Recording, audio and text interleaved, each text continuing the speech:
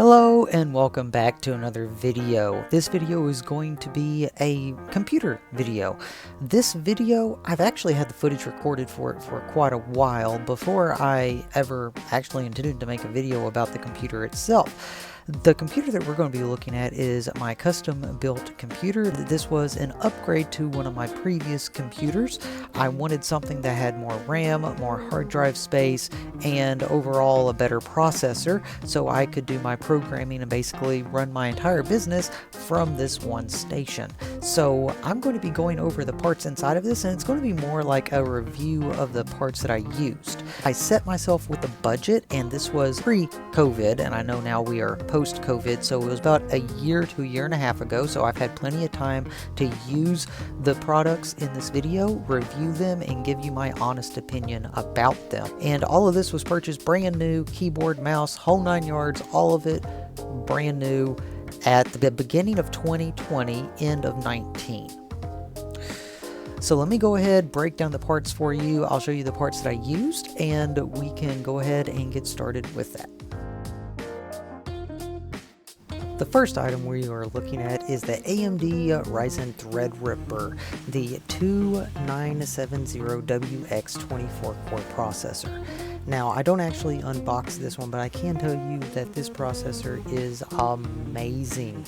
I've never had this much speed and power out of a processor before. However, this processor did cost me just shy of $1,000 at the time. Next is the graphics card that I chose for my machine.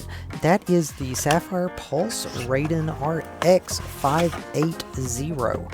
That is a very good graphics card. I have not had any complaints out of it. I chose it because it had 8 gigs of RAM inside the graphics card.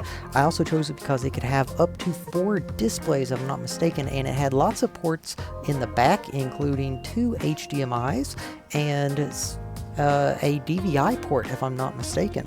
So yeah, I chose it for that reason, and I'm not complaining. It has worked out great for me. Next is the Sabrent Rocket PCIe M2 solid state drive. Now this drive is a generation 3, which means it puts up 3200 write and read speed, or at least that's what it claimed. This is amazing. The only downside to this is it does tend to overheat a little bit. I did buy an aftermarket heatsink for it, so it would cool down a little bit and I wouldn't drop in transfer times, but aside from that, it's a really great drive for the price. Next is the motherboard, and the motherboard that I chose was the Gigabyte Aeros X399 Pro. And the reason I chose this was because not only did it support the Ryzen processor, it also supported up to 250 gigs of RAM, which I planned on having a 96 gigs of RAM in it, and it handled it perfectly fine. It also had M2 drives built into the board, so you could have a total of 2 M2 drives without any expanded slots, and you could also use your graphics card at the same time as using the M2 drives, which is awesome. A lot of motherboards will not support that, but this motherboard does, and that is why I chose it. Next is the water cooler, and I believe that this EVO Water Cooler, it was the cheapest one at the time that I could find. I wanted to have a big water cooler. I wanted it to be a double fan water cooler, but something with this water cooler that really stood out to me was the packaging. I've bought lots of different water coolers whenever I build computers, and this one was packaged the best by far. And this water cooler also came with 2 fans on the radiator, which that's typical. These fans actually look like good quality. Now, just in my experience, I always swap out those fans for aftermarket fans, because the aftermarket fans, I can control better how much air is flowing through it, so I can keep it cooler for longer. And finally, for the big parts in the machine, I chose a Roswell Photon 1200 for the power supply. It is a 1200 watt power supply. It is a 80 plus gold ranked on their scale, which I don't really know what that means other than bronze is not as good as silver, which is not as good as gold, which is not as good as platinum, but it's not bad. As far as I can tell, this power supply has been amazing. I haven't had any faults with it. I have had no problems running too much power or not enough power through it.